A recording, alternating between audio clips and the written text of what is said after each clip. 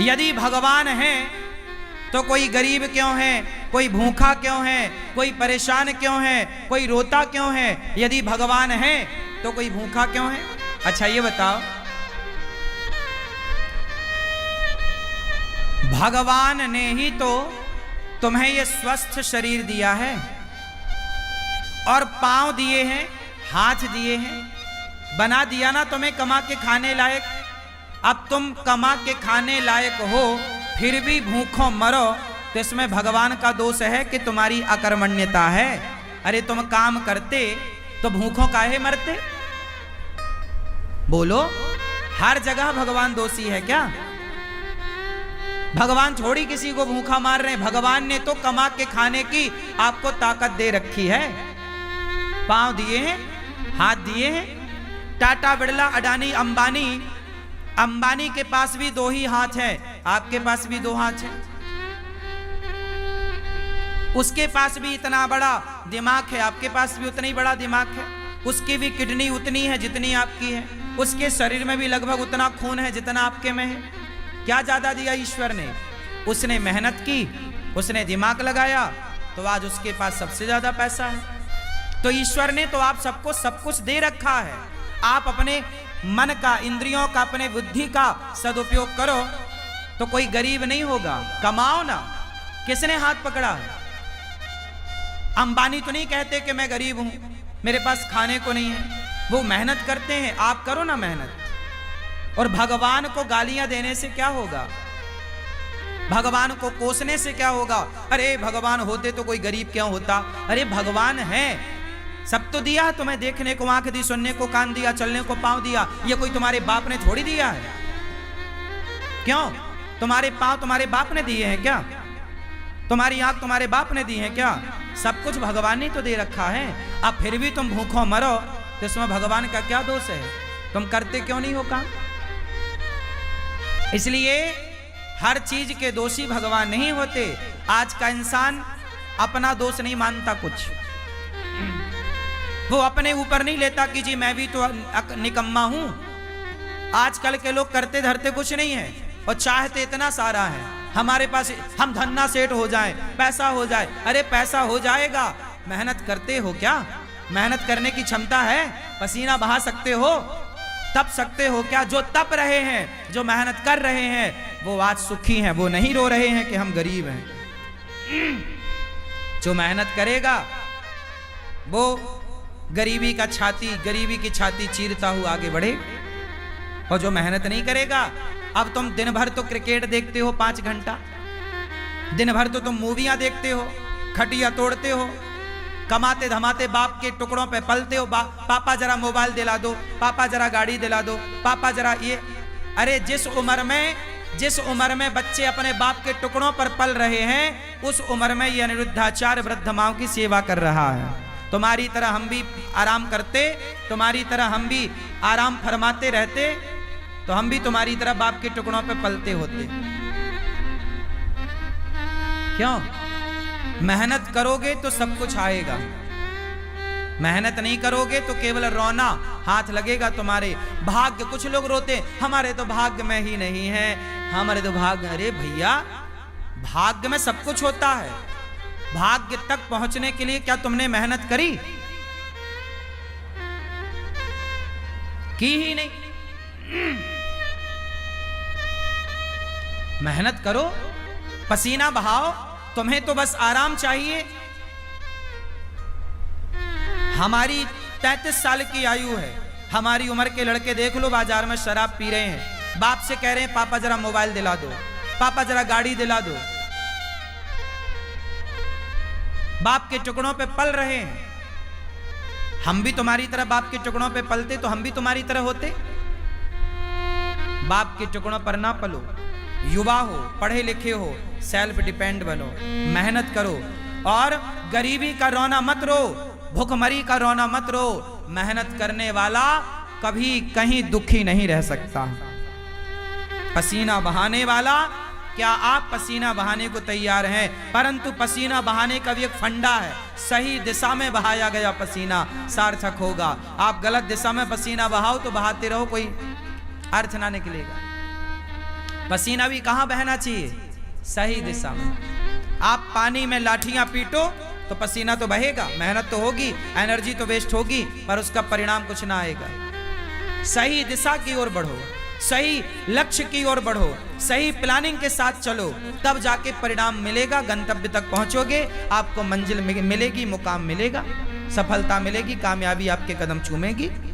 वरना रोते रहो फिर गरीबी के नाम पे, भगवान के नाम पे और भाग्य के नाम पे। ना तो मैं भगवान के नाम पे रोता, ना तो मैं गरीबी के नाम पे रोता, ना तो मैं भाग्य के नाम पे रोता।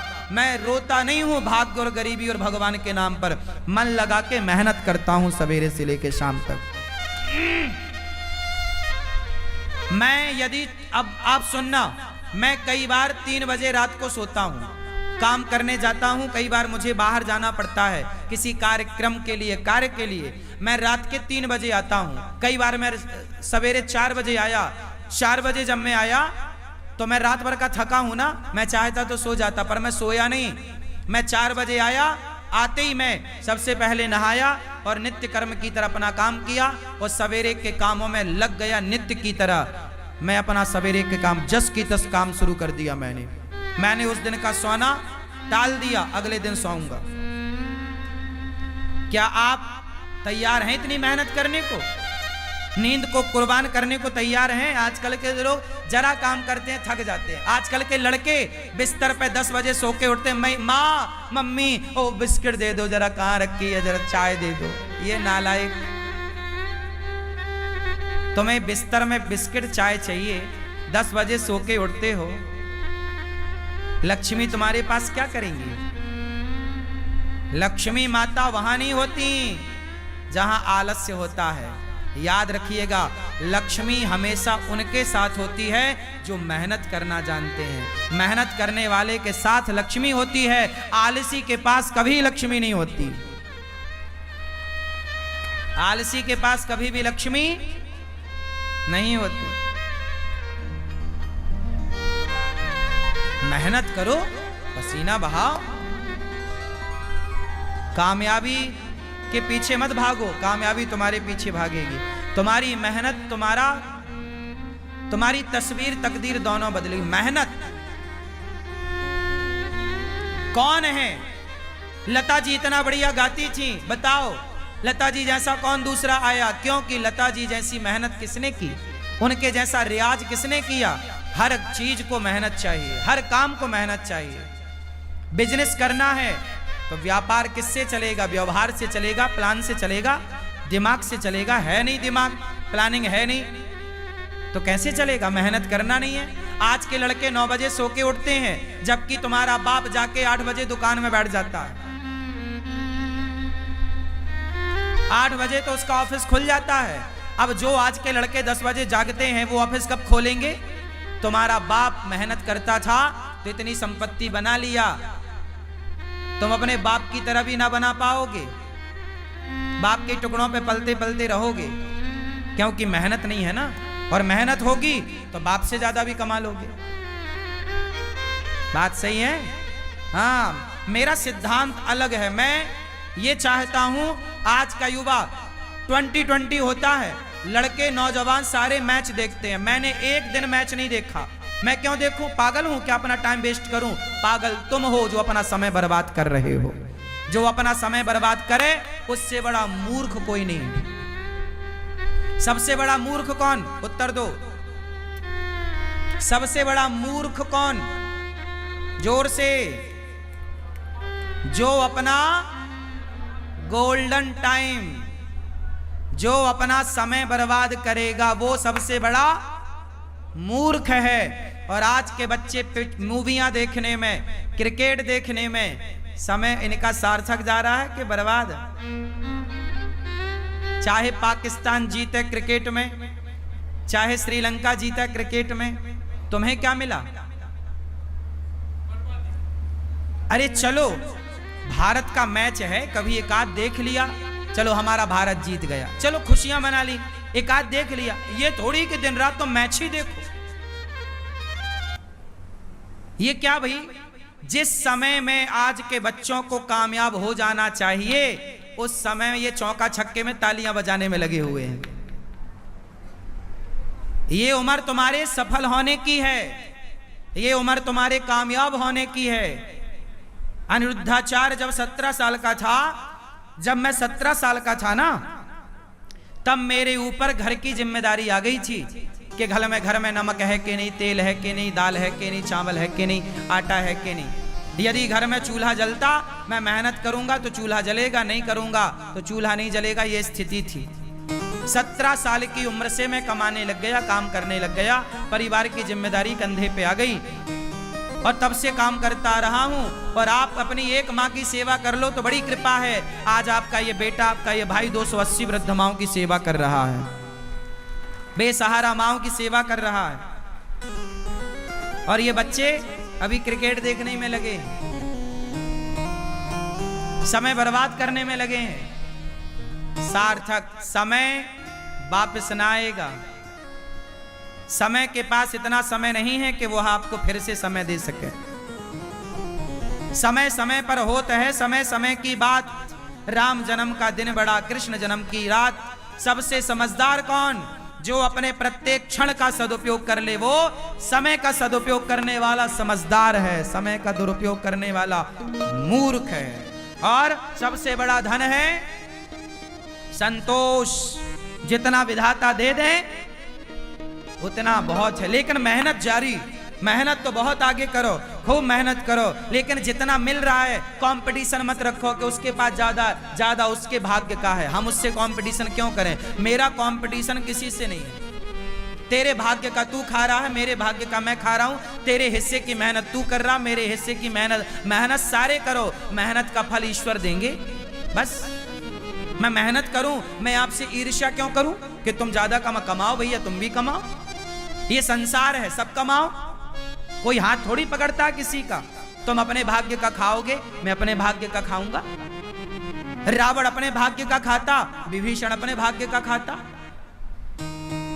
रावण के भाग्य में सर्वनाश था, विभीषण के भाग्य में लंका थी। तो भाग्य का कहीं ना जाएगा, लेकिन मेहनत करो। भाग्य भी तब आपके साथ देगा, भाग्य भी जब आप मेहनत करोगे। यदि विभीषण ने राम का साथ ना दिया होता तो क्या विभीषण का भाग्य विभीषण का साथ देता? इसलिए बिल्कुल पक्की बात है कि आपको सफल होना है, भाग्य के भरोसे रहना नहीं है, पर काम करना, मेहनत करना, खूब डट के मेहनत करो।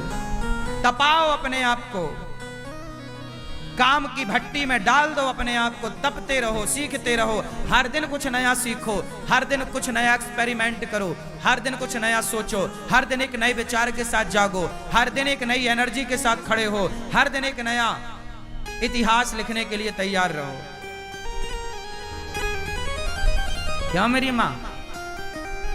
आराम नहीं। आज के नौजवान बच्चों की तरह मैं सोता नहीं, आजकल के नौजवान बच्चों की तरह मैं फूहड़बाजी नहीं करता, आजकल के नौजवान बच्चों की तरह मैं पिज्जा बर्गर खाता नहीं, आजकल के बच्चों की तरह मैं विचारधारा नहीं रखता, आजकल के बच्चों की तरह मैं सोचता भी नहीं। तुम जो सोचते हो ना, ऐसी सोच को तो मैं लात मारता हूं। तुम्हारी सोच घटिया है, बढ़िया सोचो, बढ़िया लोगों की संगत। कैकई माता ने, भरत जैसी माँ है, भरत की माँ है कैकई, राम ने दूध पिया है माता कैकई का, लेकिन कैकई की बुद्धि भ्रष्ट हो गई मंथरा की संगति से। जितनी बढ़िया संगति होगी आपकी, उतनी ज्यादा कीमत होगी आपकी। दुर्योधन ने शकुनी संगत करी, शकुनी की, और अर्जुन ने कृष्ण की संगति करी। मायने रखती है संगति कि आपके जीवन में आपका सलाहकार कौन है, आप संगति किसकी करते हैं। जितनी बढ़िया संगति होगी, आप उतना बढ़िया इतिहास लिखेंगे। गलत लोगों की संगति मिल गई, आजकल के नौजवान बच्चों की संगति ही तो गलत है। इनको सलाह देने वाले ही दो कौड़ी के हैं, इनको सलाह ही गलत मिल रही है, संगति गलत है, तो इनकी सोच कितनी बढ़िया होगी। आजकल का नौजवान क्या सोचता है? आजकल के नौजवान को 99 नहीं, 99 पॉइंट, फिर 99.99% लोग क्या सोचते हैं? आज के नौजवान बच्चों की सोच बोल रहा हूं। आजकल के बच्चों को क्या चाहिए? केवल मोबाइल बड़ा मिल जाए, बड़ी गाड़ी मिल जाए, ऐशो आराम मिल जाए, और क्लबों में घूमने का मौका बाप पैसा दे दे तो वो क्लबों में जाके रहे, पर आई लड़की के संग नाचे। उसे आज ये चाहिए। आजकल के लड़कों को क्या चाहिए? फ्रीडम चाहिए। फ्रीडम में क्या? बढ़िया मोबाइल, बढ़िया लैपटॉप, बढ़िया गाड़ी, बढ़िया व्यवस्था, 5 स्टार होटल, बढ़िया एक लड़की चाहिए, उसके संग वो घूमेगा, लिव इन में रहेगा, बस। इससे ज्यादा आज के ये लड़के सोचते क्या है? इनकी बुद्धि में केवल सुरा है और सुंदरी है। हाँ या ना? सुरा मतलब शराब, सुंदरी मतलब स्त्री। इससे ऊपर का ये आज के नौजवान लड़का लड़की सोच भी नहीं पाते। हाँ या ना? 99.99 लोग ऐसे हैं मेरी माँ, केवल इतना ही सोचते, इससे ज्यादा नहीं सोचते। इससे आगे का वो सोचते नहीं कि मैं देश के काम भी आ सकता हूँ, मैं कामयाब होऊंगा तो समाज को कुछ दे सकता हूँ, मैं कामयाब होऊंगा तो राष्ट्र की सेवा कर सकता हूँ। ये विचार ही नहीं है उनका। उनका तो बस खाओ पियो मौज करो। क्या है? यही है। तो आजकल के नौजवान तो 2 चीजों में उलझ गए, सुरा और सुंदरी। सुरा और तीसरा क्या है? ऐसे लड़कों की मैं संगति नहीं करता, ऐसे लोगों की संगति से नाश करूंगा। क्या तुम्हारी सोच? तुम अपने विचार अपने पास रखो। सबसे विचार नहीं लेना चाहिए, सबसे सलाह नहीं लेना चाहिए। कैकेयी माता ने मंथरा से ली, क्या हुआ? दुर्योधन ने शकुनी से सलाह ली, क्या हुआ? आप भी गलत व्यक्ति। इसलिए हमारे यहाँ गुरु होते हैं। क्या होते हैं? गुरु जी होते हैं। गुरुजन श्रेष्ठ विचार, श्रेष्ठ संस्कार, अच्छा ज्ञान, अच्छी बातें आपके। हमारे यहाँ कभी भी राजा को जीतने की बात नहीं कही गई। हमारे यहाँ सदा दूसरों को मत जीतो, अपने आप को जीतने की बात कही गई है। कंट्रोल करना है तो अपने को कंट्रोल करो, अपने मन को कंट्रोल करो। वाह! हमारा सनातन सबसे श्रेष्ठ है, सबसे श्रेष्ठ विचारधारा हम सनातनियों की। प्रिय भक्तों, सुखदेव भगवान कहते हैं ज्यादा हाय हाय नहीं, जितना मिल जाए बहुत। काम करते रहो, आगे की प्लानिंग करते रहो, जो है संतुष्ट। संतोष क्यों होना चाहिए? हंस वही सकता है जो संतुष्ट है। जो संतुष्ट नहीं है वो केवल रोएगा। वो केवल जो रो रहा है मतलब असंतुष्ट है। जो हंस रहा है उसकी हंसी बता रही है कि संतुष्ट है, इसका रोना बता रहा है कि असंतुष्ट है। सुनो, कॉपी किताबें तो बहुत पढ़ी होगी तुमने, किताबें बहुत पढ़ ली ना, अब थोड़ा इंसानों को पढ़ना सीखो। हम इंसानों को भी पढ़ लेते हैं, पढ़कर बता देते हैं कि तुम्हारा हाल कैसा है। तुम 2 मिनट हमारे संग बैठो, हम 2 मिनट में तुम्हारा पूरा जीवन पढ़ लेंगे कि तुम पूरे जीवन में क्या किए हो, तुम कितने अच्छे हो, कितने बुरे हो। और ये कोई बड़ी बात नहीं, ये आपका अनुभव है। जब आप बहुत अनुभवी हो जाएंगे ना, तो कॉपी किताबें बहुत पढ़ लिए, थोड़ा इंसानों को पढ़ना सीखिए, थोड़ा पत्नी के भाव को पढ़ना सीखिए, थोड़ा पति की भावनाओं को पढ़ना सीखिए, थोड़ा बच्चों के भावों को पढ़ना सीखिए, थोड़ा माँ के भाव को पढ़ना सीखिए, थोड़ा पिता के विचारों को पढ़ना सीखिए, थोड़ा गुरु को पढ़ना सीखिए। किताबें ही पढ़ते रहोगे क्या? किताबें भी पढ़ो, इंसानों को पढ़ो, काम आएंगी आपकी ये बातें।